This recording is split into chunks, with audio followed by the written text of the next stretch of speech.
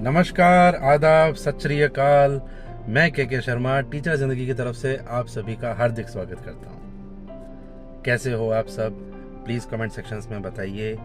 और मेरे सभी सब्सक्राइबर्स, मेरे सभी भाई बहन, मेरे से जुड़े हुए सभी बुज़ुर्ग,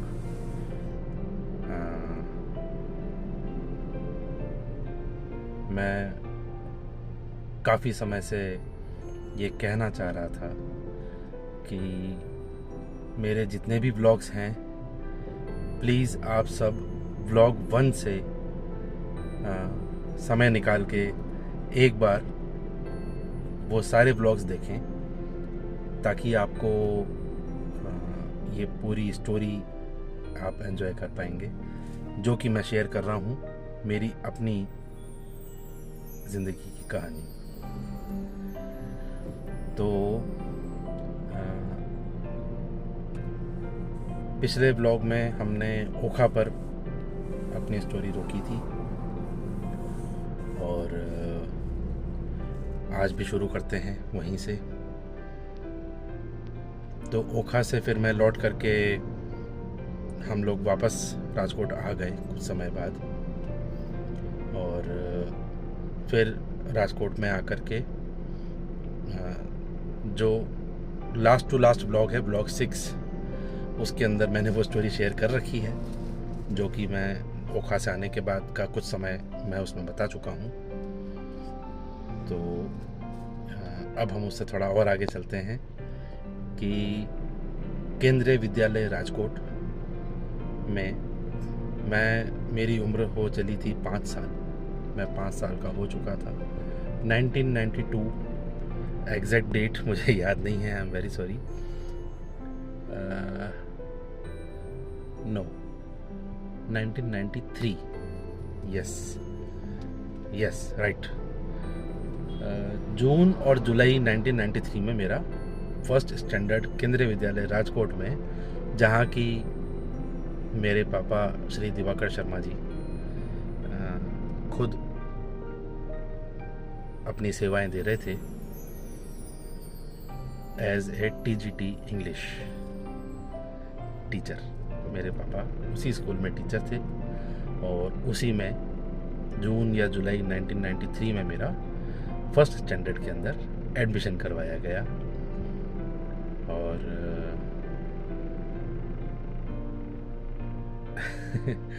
स्कूल ज्वाइन करने के बाद एक्चुअली मैंने आपको पहले भी बताया है कि हम स्टाफ क्वार्टर्स में ही रहते थे।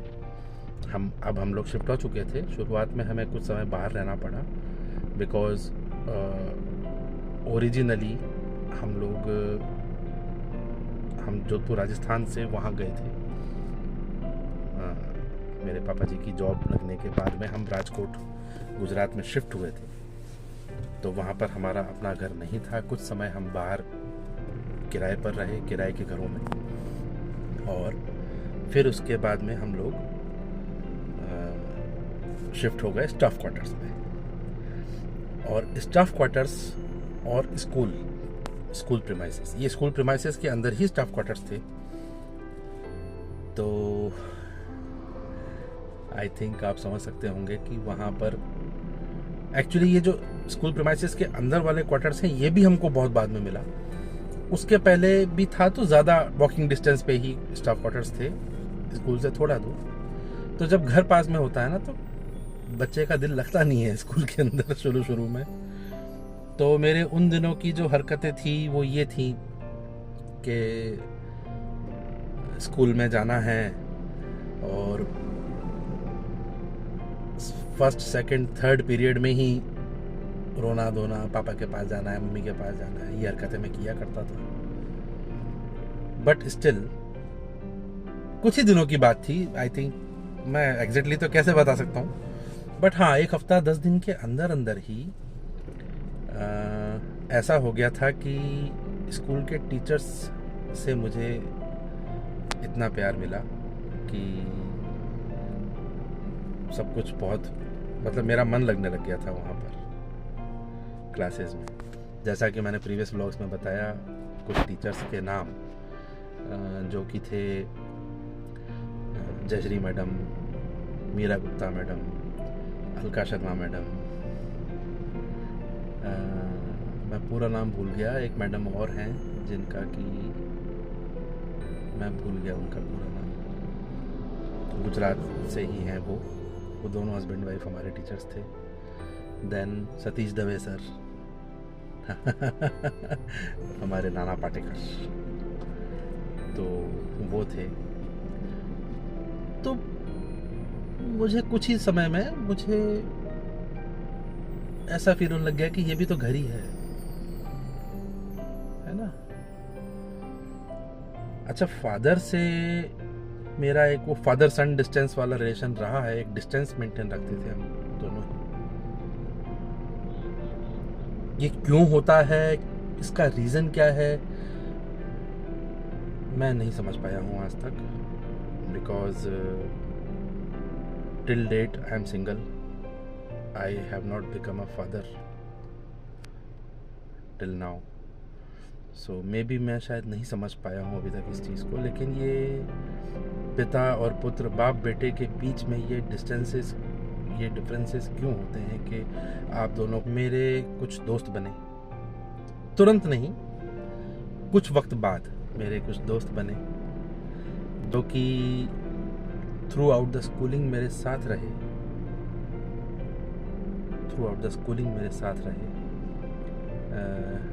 उनके नाम मैं आपको बताना चाहूँगा।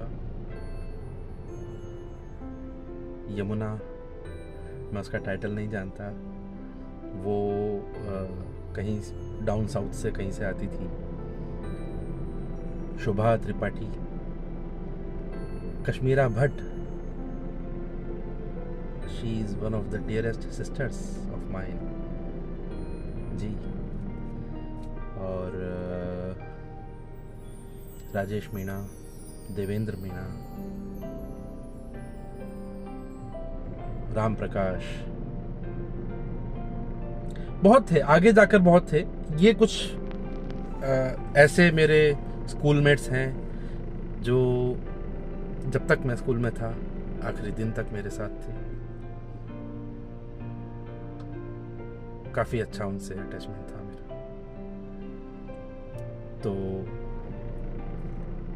धीरे धीरे दोस्तियां हुई और अब मैं एंजॉय कर रहा था मैं अब इस रूटीन को एंजॉय कर रहा था कि सुबह उठना है, राजा बाबू बनना है ना, सिर में तेल लगा के, यूनिफॉर्म पहन के, शूज़ पॉलिश करके पहन के, बैग लेके स्कूल जाना है, क्लासेस लेनी है, पढ़ाई करनी है। मजाकिया मैं बचपन से ही हूँ। कई बार मैंने स्कूल के अंदर स्टेज शोज़ किए, बचपन से, शुरू से मैंने स्टेज शोज़ किए। इवन क्लासरूम में कई बार टीचर्स मुझे खड़ा कर दिया करते थे जब उनका पीरियड, उस दिन उनके पीरियड में उनका पढ़ाने का मन नहीं होता था, मुझे खड़ा कर दिया करते थे, भाई कुछ कर बेटा और मैं मेरी हरकतें शुरू कर दिया करता था। सब एंजॉय करते थे। सो अब जाकर के इस उम्र में धीरे धीरे ऐसा लग रहा है, I hope so that I am able to entertain you all. तो इस चैनल के ज़रिए मेरी यही कोशिश है कि मैं आप सबको एंटरटेन करूं, आपकी ज़िंदगी में कुछ थोड़ा सा मौज मस्ती, खुशी, एक मुस्कान ऐड कर सकूं। सो ये है आज की बातचीत और फिलहाल के लिए मुझे इजाज़त दें। Thank you so much.